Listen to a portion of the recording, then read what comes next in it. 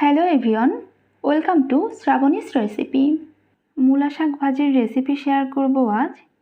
খুবই সহজ আর সাধারণ একটা রেসিপি। চলুন দেখে নিই আমাদের আজকের রেসিপিটি বানানোর জন্য এখানে একটা প্যানের ভেতর নিয়ে নিয়েছি 1 থেকে 2 টেবিল চামচ তেল। এই তেলের ভেতর সামান্য একটু লবণ দিয়ে দিচ্ছি আর দিচ্ছি সামান্য একটু হলুদের গুঁড়া। এটা একটু নেড়ে চেড়ে নিচ্ছি।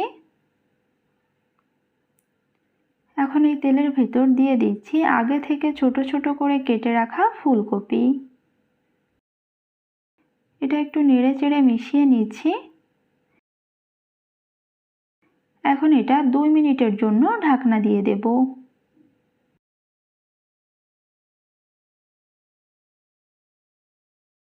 দুই মিনিট পর ঢাকনাটা সরিয়ে এটা একটু নেড়ে চেড়ে নেব।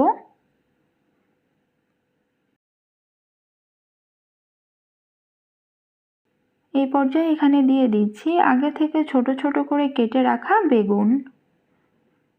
মিডিয়াম আঁচে বেগুন আর ফুলকপিটা ভালোভাবে ভেজে নেব।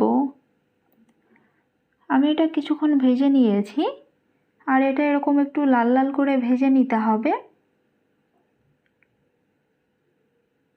এখন এই বেগুন আর ফুলকপিটা উঠিয়ে অন্য একটা পাত্রে রেখে দিচ্ছি।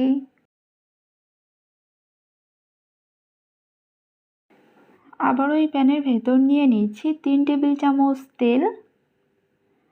তেলটা গরম হয়ে গেলে এই তেলের ভেতর 2টো শুকনো মরিচ ছিঁড়ে দিয়ে দিচ্ছি। শুকনো মরিচটা নেড়ে চেড়ে কয়েক সেকেন্ড মতো ভেজে নেব।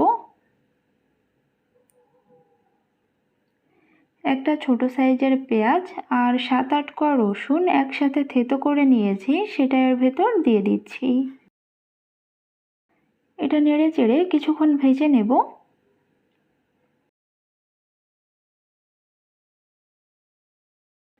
চার পাঁচটা কাঁচামরিচ ফালি দিয়ে দিচ্ছি।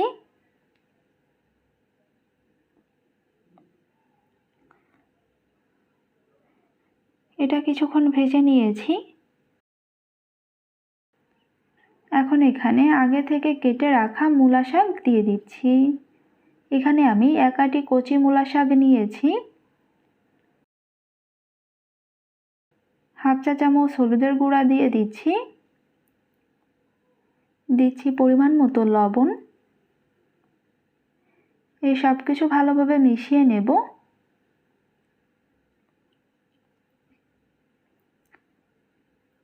এখন এটা মিডিয়াম লো আছে 5 মিনিট ঢাকনা দিয়ে রান্না করব। শাক থেকে যে জলটা উঠবে এই জলেই কিন্তু শাকটা ভালোভাবে সিদ্ধ হয়ে যাবে। এখন শাকের ভেতর যে জলটা আছে এটা নেড়ে চেড়ে কিছুক্ষণ ভেজে এই জলটা শুকিয়ে নেব। শাকগুলো কিছুক্ষণ ভেজে নিয়েছি আর এই পর্যায়ে এর ভেতর কিন্তু কোনো প্রকার জল নেই আর শাকগুলো ভালোভাবে সিদ্ধ হয়ে গিয়েছে। এখন এখানে আগে থেকে ভেজে উঠিয়ে রাখা ফুলকপি আর বেগুনগুলো দিয়ে দিচ্ছি।